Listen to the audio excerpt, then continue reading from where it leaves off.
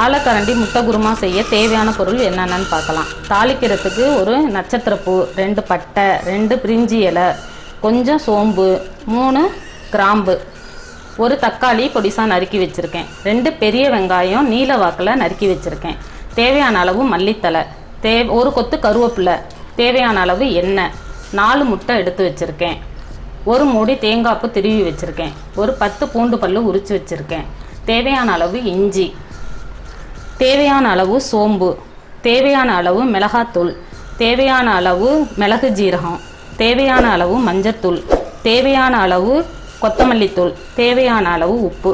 வாங்க இப்போ ஆலக்கரண்டி முட்டை குருமா எப்படி செய்யலாங்கிறத பார்க்கலாம். முட்டை குருமாவுக்கு தேவையான மசாலா அரைச்சிக்கலாம். தேங்காய் பூ,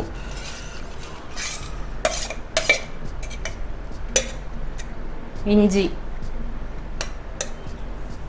பூண்டு, 1 ஸ்பூன் மிளகாத்தூள், உங்களுக்கு காரத்துக்கு தேவையான அளவு நீங்கள் மிளகாத்தூள் போட்டுக்கலாம், தனியாத்தூள் 1 ஸ்பூன், தேவையான அளவு சோம்பு, மிளகு ஜீரகம் தேவையான அளவு. இப்போ மிக்சியில் அரைச்சிடலாம்.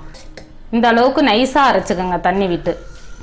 இந்த முட்டை குருமா குருமா பொடி கடையில் ரெடிமேடாக விற்கும், அதெல்லாம் வாங்கி போடாமல் நம்ம வீட்லேயே எல்லா மசாலும் போட்டு அரைச்சிங்கனாக்கா குழம்பு ரொம்ப நல்லாயிருக்கும், உடம்புக்கு ஆரோக்கியமானது. எடுத்து வச்சுருக்க முட்டையை இதில் உடச்சி ஊற்றிக்கலாம்.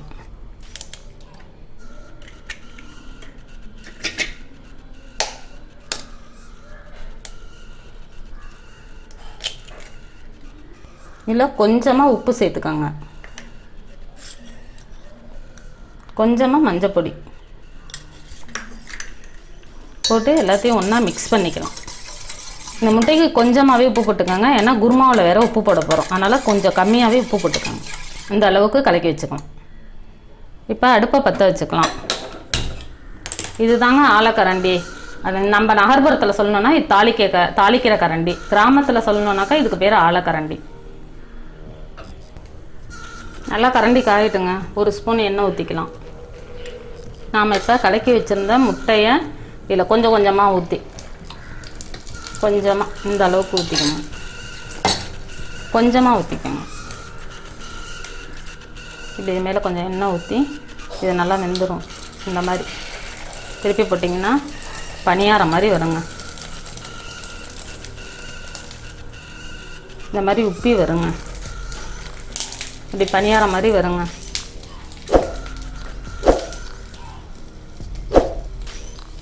உப்பி வந்தோடனே இதை ஒரு தட்டில் மாற்றிக்கலாங்க.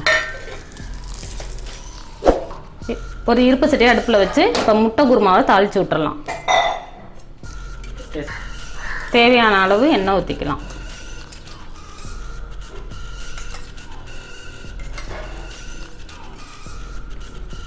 உங்களுக்கு எண்ணெய் அதிகம் எண்ணெய் வேணும்னா எண்ணெய் ஊற்றிக்கோங்க, இல்லை கம்மியாக வேணும்னா கம்மியாக ஊற்றிக்கோங்க. இப்போ தாளிக்கு எடுத்து வச்சிருந்த பட்டை, கிராம்பு, பூவு, பிரிஞ்சி இலை எல்லாத்தையும் போட்டுடலாம்.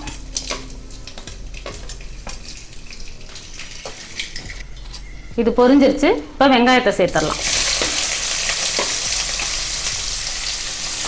வெங்காயத்தை சேர்த்து கொஞ்சம் நேரம் வதக்கலாம். இப்போ தக்காளி சேர்த்துக்கலாம். தக்காளி போட்டு நல்லா வதக்கலாம்.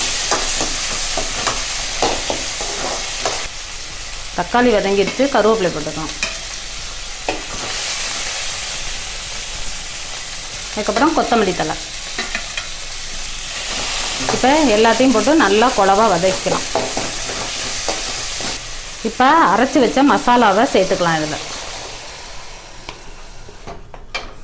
குழம்புக்கு தேவையான அளவு தண்ணி சேர்த்துக்கலாம். உங்களுக்கு எவ்வளோ தேவையோ அதுக்கு தகுந்த மாதிரி சேர்த்துக்கோங்க. குருமாவுக்கு தேவையான அளவு உப்பு சேர்த்துக்கலாம். தேவையான அளவு மஞ்சத்தூள். நல்லா கொதிக்க விடுங்க. இப்போ குருமா நல்லா கொதிச்சிருச்சு. நம்ம ஆலக்கரண்டியில் போட்ட முட்டையை இதில் சேர்த்துக்கலாம். உங்களுக்கு தேவையான அளவு முட்டை சேர்த்துக்கோங்க. 2 முட்டை வேணாலும் போட்டுக்கலாம், 4 முட்டை வேணாலும் போட்டுக்கலாம். உங்களுக்கு தேவையான அளவுக்கு முட்டை சேர்த்துக்கோங்க. இதை ரொம்ப நேரம் கொதிக்க விட வேணாம், போட்டுட்டு அடுப்பை ஆஃப் பண்ணிடலாம். இது உங்களுக்கு டேஸ்ட்டாக இருக்கும் சாப்பிட்றதுக்கு.